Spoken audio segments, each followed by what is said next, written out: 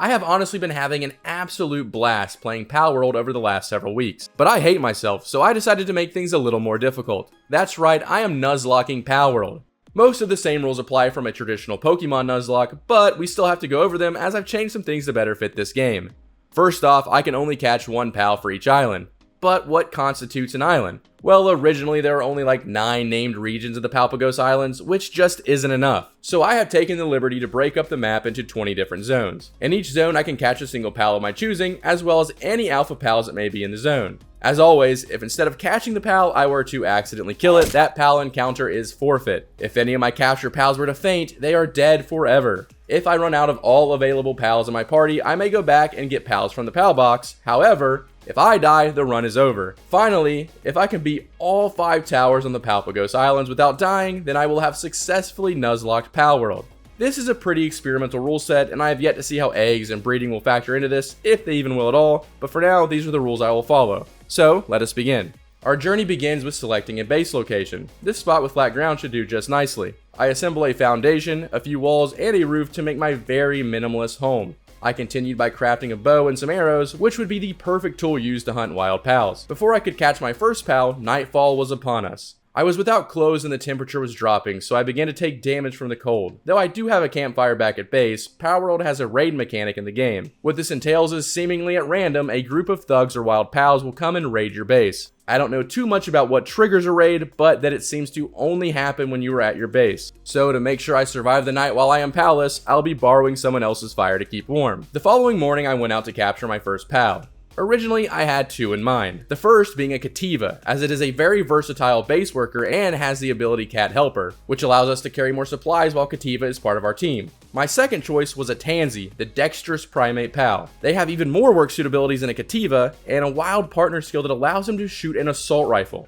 Which did I end up choosing?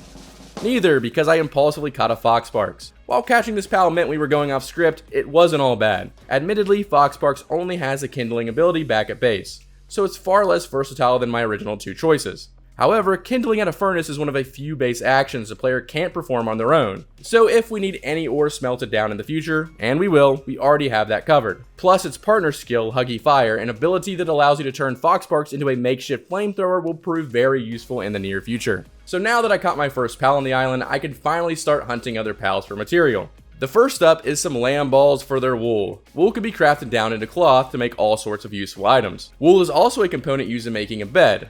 Now with that addition, our first home is finally complete. She may not be pretty, but she's functional. We also built a bed for Foxparks or any other pals we may leave stationed at the base. Now we must set our sights on hitting level 11. Whilst grinding levels and crafting materials, I ran into what would be the Palworld equivalent of a shiny in Pokemon. They are known as Lucky Pals. These pals are rare spawns that can be identified by their audio cue, larger size, and sparkling aura. In Pokemon, I do use the shiny clause, meaning when you see a shiny, you may catch a shiny, whether you have an encounter in the area or not. And for Palworld, we will be doing the same. However, since Lucky Pals are not nearly as rare as shiny Pokemon, I will be limiting this to only 1 Lucky Pal per zone. With 2 pals in the party, I kept grinding until I hit level 11. At this current level, it was finally time to take on our first alpha pal. Chillet, known as the Dancer of the Plains, is a level 11 ice dragon pal that resides just south of Fort Ruins. After crafting a fire bow and some fire arrows, it was showtime. I led by using Foxpark's Huggy Fire flamethrower ability, which melted Chillet's health in half. However, the visual impairment of Foxpark's fire breath made it difficult to dodge incoming attacks. Or it's just that I'm a bad gamer. Yeah,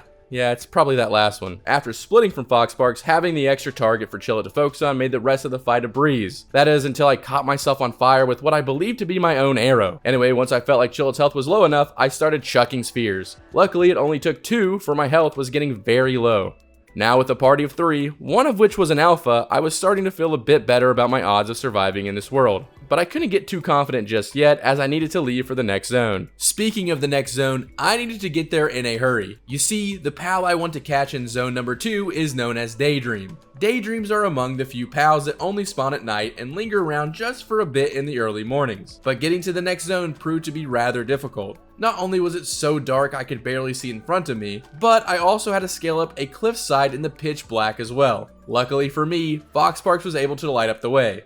Once I was at the top of the cliff, it didn't take long to run into one of these little dream eaters. Once captured, I quickly made my way to another new zone. There, not only did I use my encounter on an Eikthyrdr, but this zone is also home to a very important Alpha Pal if we want to challenge the first tower. But before we capture the Alpha, it was time to head back to base and resupply. This also gave me the opportunity to craft two very important pieces of Pal gear. You see, what makes Daydream so special is its partner skill Dream Chaser, which allows Daydream to be out simultaneously with another pal in my party. To pair with our newfound DPS, I also crafted a saddle for Eikthyrdr, which should make getting around the islands much easier. Now it's time we set our sights on facing our second Alpha Pal. This time the pal is the ground grass type Gumas. She may not look like much, but I promise she will prove to be invaluable for the upcoming tower.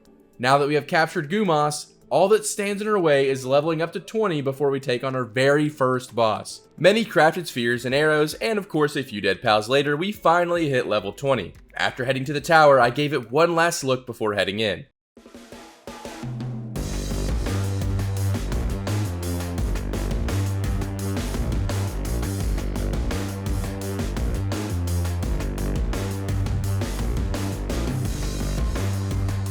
Zoe and Griswold are a pretty intimidating pair, but I felt more than prepared to take these two down.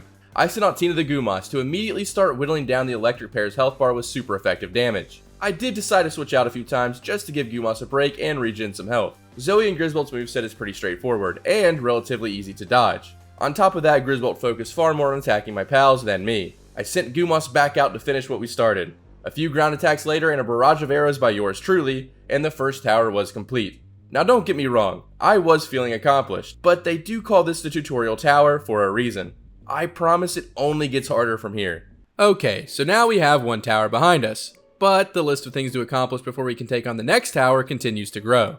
I would really like to set up a more permanent base in the future, but for now, the small shack by the waterfall will just have to do. My actual next goal is to catch some more pals to help us take on tower number 2. So here's what I know about the next tower. I have to fight a grass type pal. Also, well, actually that's all I know. You see, I have only taken on the first tower in my original playthrough. I spent the other 30 hours catching every new pal I encountered and building up my base. So I'll be going into the next 4 towers completely blind. Yeah, probably not the best strategy, but I do know the type chart in this game and fire beats grass. So I should focus on getting some more fire pals first. Now, the min-max gamer that is buried deep inside of me really wants to load my pockets up to the brim with fire-type pals, but this is a Nuzlocke, so I'll settle for catching just 2. The first of which takes us back to a low-level starting zone just a little ways north of where we started. There we find a sneaky little Mammorest, but also a Ruby. Rubies don't seem like much on the surface, and technically they're not. But I want you guys to think of this as like a side dish to the main course, which I'll tell you about after I also catch this Alpha Grintail. And after I carefully trek through this very dangerous zone full of gun-toting cultists, roid-raging gorillas, angry pandas, exploding bees, and oh, there it is, the fire pal known as Wixen. Wixen is not only a pretty strong fire pal for the early to mid-game, but also using its partner skill Lord Fox will allow me to imbue my own attacks with fire damage. As for Ruby, they really are just a sidekick in all of this because its partner skill Tiny Spark will allow Wixen's attacks to hit even harder. Using these two in tandem will be our main strategy for beating the next boss.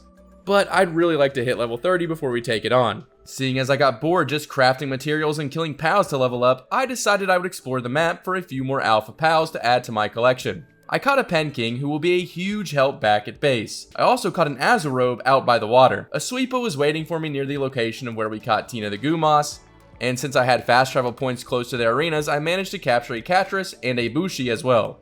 And then I got bored of that, and decided level 29 is more than enough to take on the second tower. I mean, what's the worst that can happen, right? Before we take on Tower 2, I'd like to update you on my gear I have equipped to this point. Going into this battle, I have cold resistance metal armor, a green level shield, the old reliable 3-shot bow, a musket, and my main weapon of choice, a rare crossbow from a blueprint I found in a chest. And for the assault team I'm bringing to the tower, my party is led by Wixen, who I cleverly nicknamed Gryffindor. Just wanted to point that out. I decided to bring along Bushi for some extra fire damage. Ruby, of course, makes a team to power up both Wixen and Bushi. I am also taking Sweepa because he's a fine and dapper gentleman. And rounding out the team is Catras, just because she looks pretty wicked, and she does have a fire move. Before we headed into the tower, I decided to play some inspirational music for Wixen and my party to really pump them up.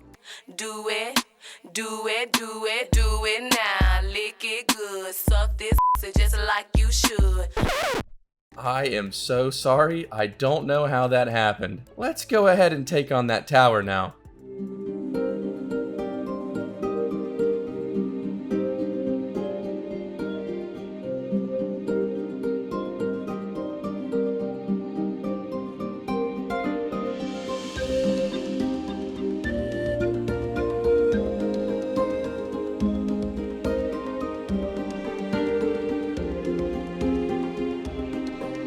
Lily and Lylene proved to be a tricky pair. Things were looking okay at first, however, I did not count on Lylene knowing water-type moves. This means that my fire-type pal strategy had been countered quite heavily, but I knew we would be okay as long as I stepped up and held my own in battle. Except me holding my own in battle looked a little like this. Missed shot, bad dodge, missed shot. Yeah, this fight happened at like 3 AM after a long day at work, but still this fight was nothing short of pathetic. I kept rotating through my pals one by one, trying to keep their health as high as possible. But then it happened.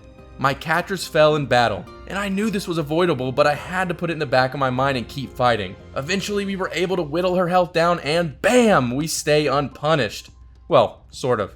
The tower may have been defeated, but this fight showed me we had one fatal weak point that may keep us from beating this challenge.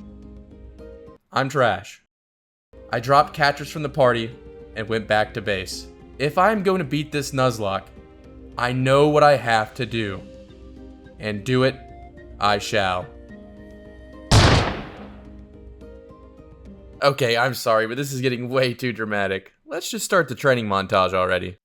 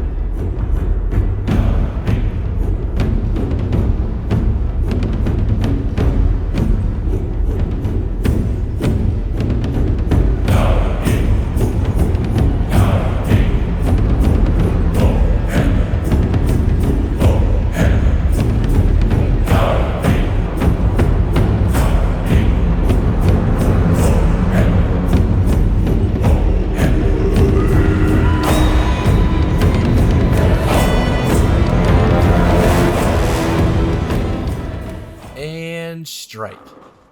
Nice. Wait, what was I doing? Oh shit.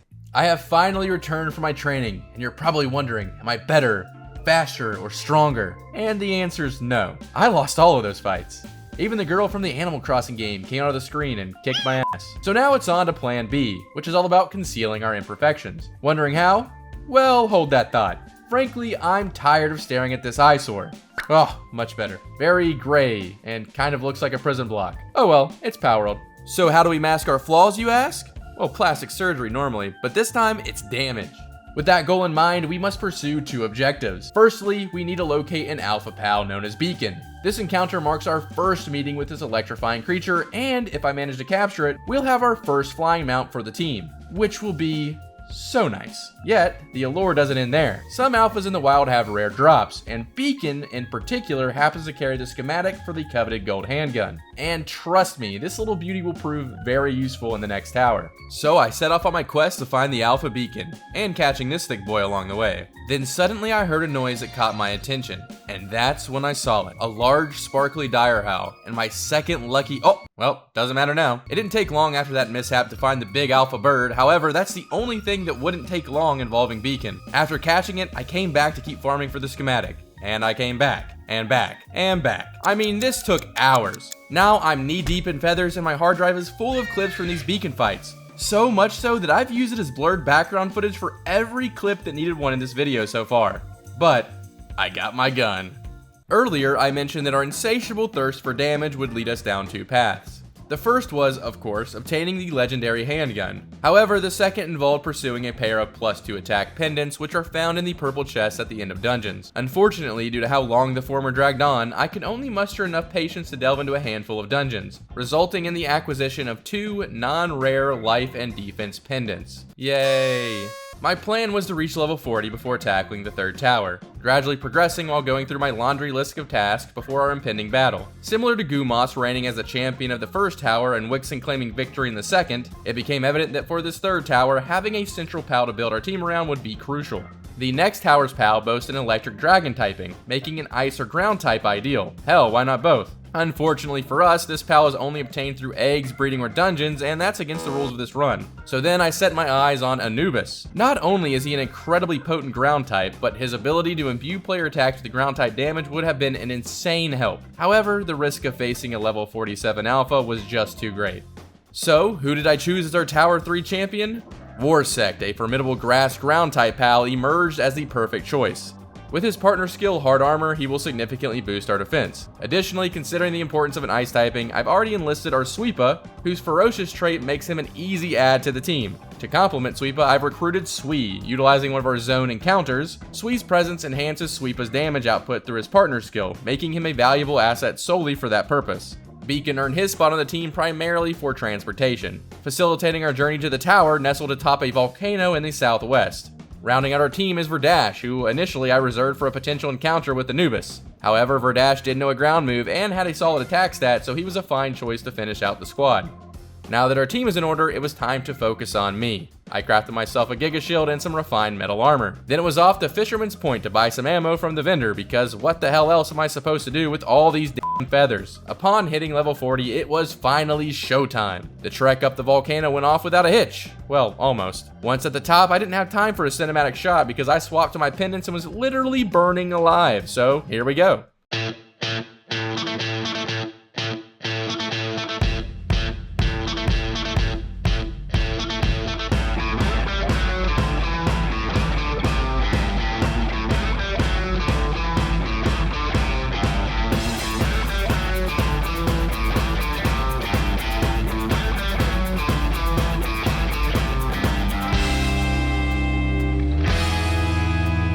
From the very start of the battle, Axel and Orzhov were already way more aggressive than their predecessors. I found myself constantly backpedaling as Orzhov would switch his attention onto me at a moment's notice. Warsect was playing his part in this battle perfectly. He was absorbing blows with ease while doing his best to dish out damage of his own. However, for me, the first half of the fight was all too reminiscent of the battle I had with Lily and Lylene. Panic set in as I failed to evade attacks I know I could dodge. A fiery assault left my health dwindling below half, and for a moment, doubt crept in. Was this the end? Had all my efforts in grinding the game, all the time spent hunched over my computer editing these videos, had all of that been in vain? But then I remembered, I'm not just doing this for me anymore. I have people watching, and I might be okay with letting myself down, but I couldn't let myself disappoint you guys. So, I dug deep and quickly switched tactics. I sent out Verdash and the two of us began to overwhelm Orzhov with our attacks. My focus sharpened, my timing was more precise, and my damage output, well, it was big. And what was looking like a grim uncertainty just moments before, now appeared within our grasp. We were actually going to do this. And with a minute and 30 seconds to spare, Axel and Orzhov fell. And as the dust settled, 4 words echoed in my mind. Triumph, achievement, glory, early. Oh shit, that's right, we have one more tower left this episode. The jump in difficulty from the 3rd to the 4th tower isn't quite as vast as the others. I decided I would level up to 46, get more refined ore to craft heat resistance, refined metal armor, and of course, revamp our team. Tower 4's PAL brings the heat.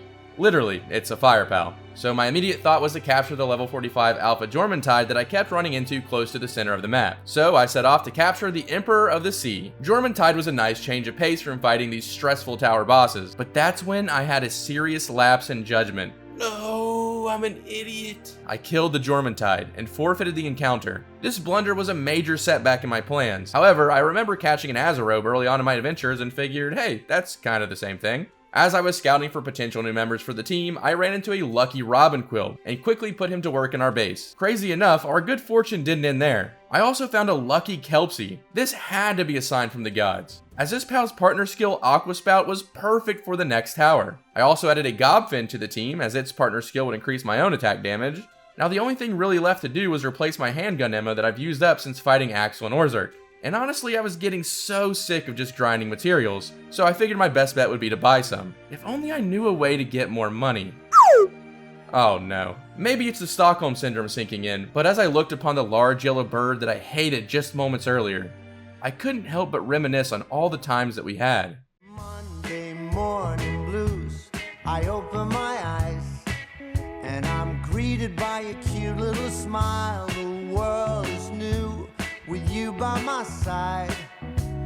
Everything is beautiful. Tuesday afternoon, I'm calling you home just to hear your voice on the phone. I think of you and I'm not alone. You are everything under the sky so blue. But I still need your feathers. So after we procured the ammunition, it was time to take on tower number 4. Maybe I was riding off the high from last fight, but I actually felt pretty confident. But let's see if that confidence will be my undoing.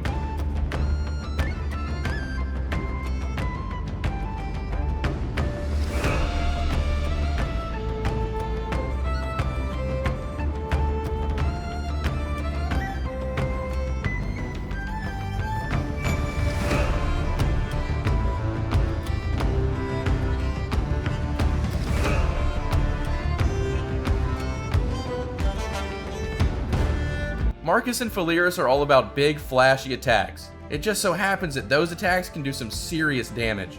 Not to mention, dodging is paramount in this fight, as many of Phaleris' attacks can set you ablaze. After doing some research on the interwebs, I read that a good strategy for these tower fights is to let your pals use their 3 attacks, then immediately swap to the next team member.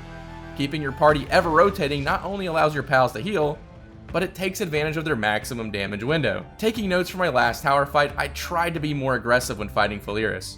He also got stuck on pillars a few times, which I tried to capitalize on. All in all, this fight went way smoother than my last 2 fights.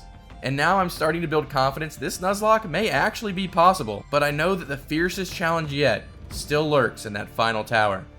But I'll be ready. Well guys, I can't say I expected it, but we made it this far. It all comes down to the final tower, and a monstrous challenge awaits. I've been busy grinding to level 50 and farming for the highest tier gear, and now the only thing left to do is assemble a team worthy of facing the most menacing tower in the game. Knowing that we will be matching up against the dark type, dragon types are a must for the upcoming fight. The Alpha Elphadran is my first choice for no other reason than being a cute little guy. I mean, look at him. Our next pal takes us to the sweltering Mount Obsidian. What ferocious fire types are we catching here, you ask? Well, none of those brutes. It's this short king right here. Seeing as Gobfin Ignis is a different pal than his water counterpart, this is the only way for me to stack Gobfin's ability, Angry Shark, for even more boosted damage. As you know by now, for each tower, I take one pal and make them the centerpiece of the team. This tower's pal takes us to one of 3 dangerous zones known as wildlife sanctuaries. These sanctuaries are illegal to enter, so upon crossing you are immediately committing a crime. But it's a crime worth committing, as these are home to some pretty rare and powerful pals. Apparently, if you get caught trespassing in these sanctuaries, you become wanted, which normally isn't a big deal, but I don't want to take any unnecessary risk this late in our run, so I'll have to proceed with caution. With that in mind, it is time to initiate Operation Black Dragon. Going dark. Surveying the area. No target sighted. Wait a minute. Oh my god, I'm at the wrong island. Let's do this again. Going dark. Surveying the area. Proceeding on foot. Target spotted. Engaging target. Target acquired. Astagon will be the final champion in this Nuzlocke. This beefy boy boasts both dragon and dark type, the perfect type combination to have when facing the last tower. Lucky for us, the final 2 members of the team are 2 I have already caught. Gobfin makes the team yet again, stacking his Angry Shark ability with Gobfin Ignis, as I said earlier. And to round out our team, we bring back a member that we caught very early on in our adventures, Chillet, our very first alpha pal. Chillet's ability, Wriggling Weasel, allows players to ride atop the Icy Ferret. But the real draw of this PAL is that when mounted, it applies dragon damage to the player's attacks. Pair this with a rocket launcher and it should be a recipe for success. With our newly assembled, hand-picked elite PAL task force fully leveled, the only thing we need to do now is suit up and travel to the tower. Wait, I can't help but feel like I'm forgetting something. The nicknames! So I ran back to do what must be done. A promise is a promise. Meet our newly acquired army of Randalls. Now that every PAL I've caught has been thoughtfully nicknamed, we can get on with the action. I ran back to the tower, but something was odd. Instead of feeling nervous, like I have for the 4 previous towers, this time I felt very eager and excited. After all the hard work I put in, I made sure that everything was in order before this fight. This was the most prepared I had been for any tower. I have come too far to lose now.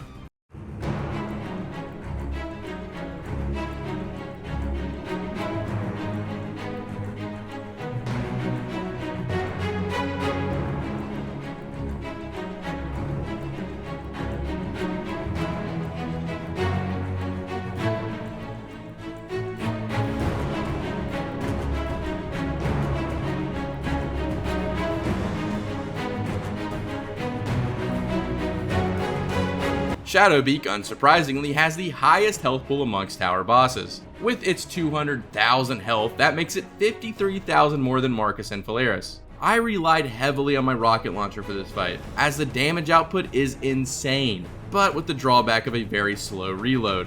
I was using the same tactic that worked great on my last fights, swapping out my pals to let them use their full barrage of moves. That is until I realized staying on Chillet may be my best bet. The dragon-infused rockets were demolishing Shadowbeak's health bar. Unfortunately, I was far too focused on my own damage to realize what was about to happen next. Chillet fell in battle, but the fight was too intense to reflect on the loss. Unfortunately though, that would not be the only loss we would have.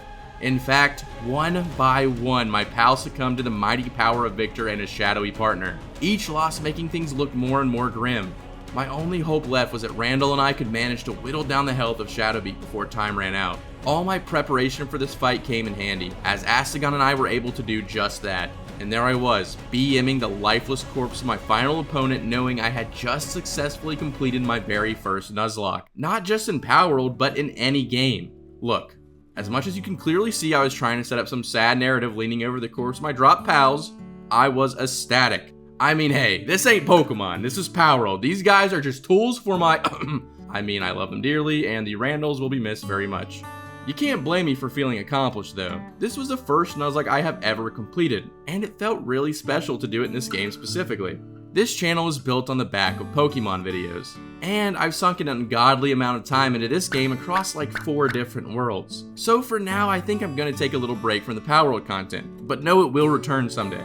I haven't really decided what I'll be doing next, but whatever it is, I hope you guys stay tuned. Seriously, thank you so much for watching, and until next time, later.